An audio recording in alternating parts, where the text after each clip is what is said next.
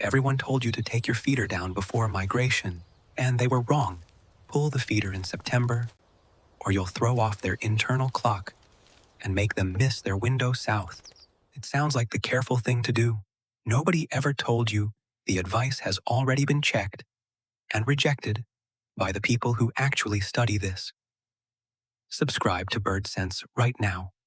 This is exactly the kind of thing we uncover every week, and what actually decides when a bird leaves your yard for the winter and why your feeder was never part of that decision. That is what changes everything.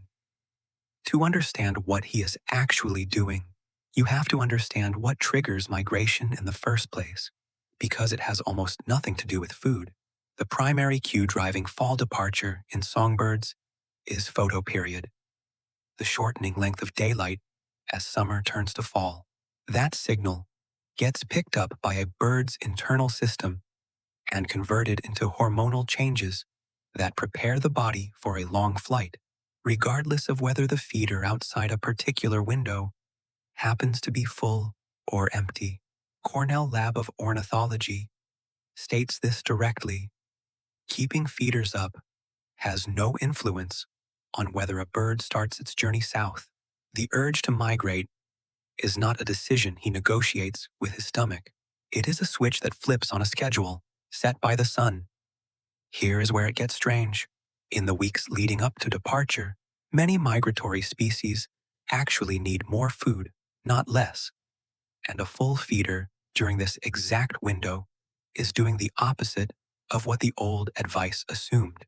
Birds preparing to migrate enter a state researchers call hyperphagia, a dramatic, deliberate increase in feeding that can pack on 25 to 40% of a bird's body weight in fat reserves, fuel that gets burned, crossing hundreds or even over 1,000 miles with few or no chances to refuel along the way.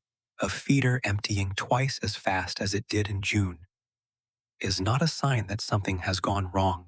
In most cases, it is the clearest possible sign that migration has already begun, right on schedule, exactly as it should, with the bird eating aggressively, precisely because he knows, in whatever way instinct counts as knowing, that the flight ahead leaves no room for running short on fuel halfway there, which means the timing you've been worried about disrupting was never yours to disrupt in the first place. A bird's departure date is set by day length, refined over countless generations into an internal calendar precise enough to function without a single glance at what's sitting in your backyard. Taking a feeder down early does not protect that timeline. It just removes one more fuel source during the exact stretch when fuel matters most. For birds that are working against a fixed departure date, whether they get the extra calories from you or not, a date that was locked in weeks before you ever considered pulling the feeder down.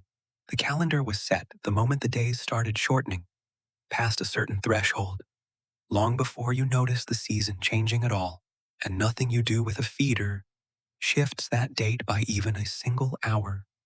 Most people across the country, in a backyard in Michigan or a balcony garden in Pennsylvania, have absorbed this myth so completely that they treat feeder removal as an act of care, protecting birds from themselves, from a comfort they might not know how to walk away from.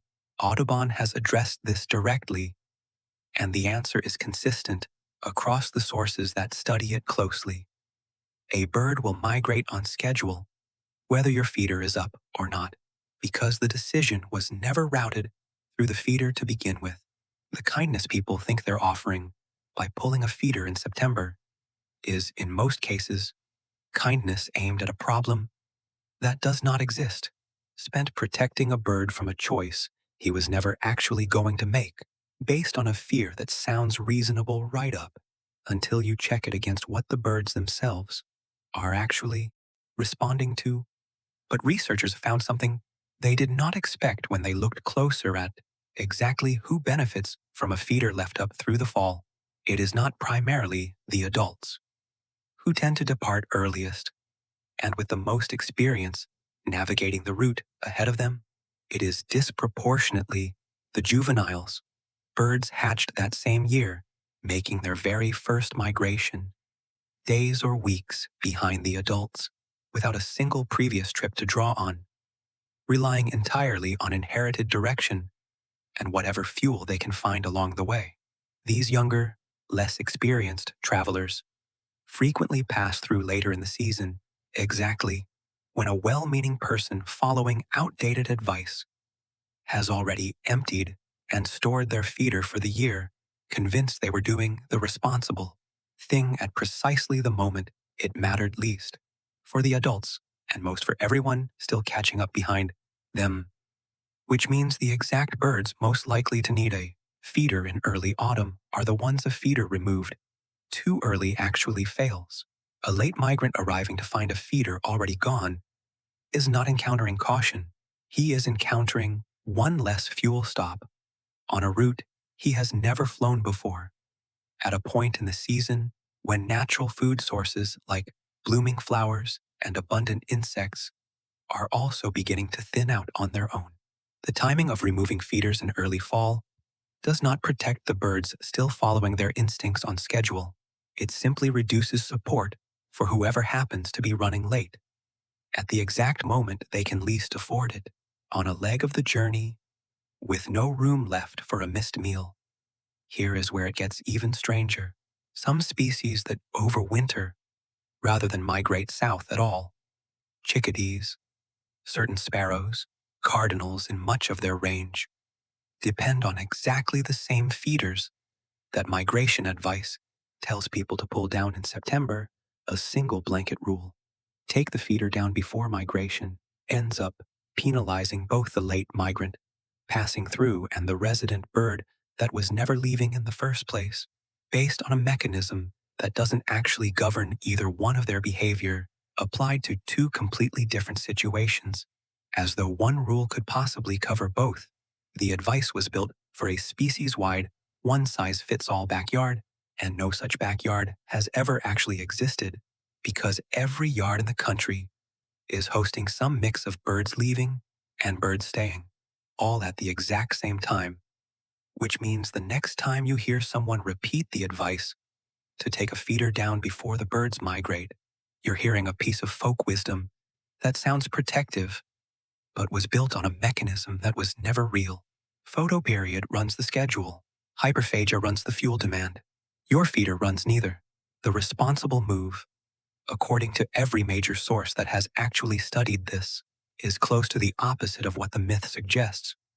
Keep the feeder up, keep it clean, and consider leaving it out for a couple of extra weeks after you think the season's migrants have moved through, specifically because the stragglers, the juveniles, the birds running a little behind schedule, are the ones a feeder still up can actually help. There is no downside to this in either direction. If a bird is genuinely ready to leave, no amount of seed changes that internal clock. If a bird still needs to fuel up before a flight with no guaranteed rest stops, your feeder is one of the few variables actually within your control. You are never holding anyone back.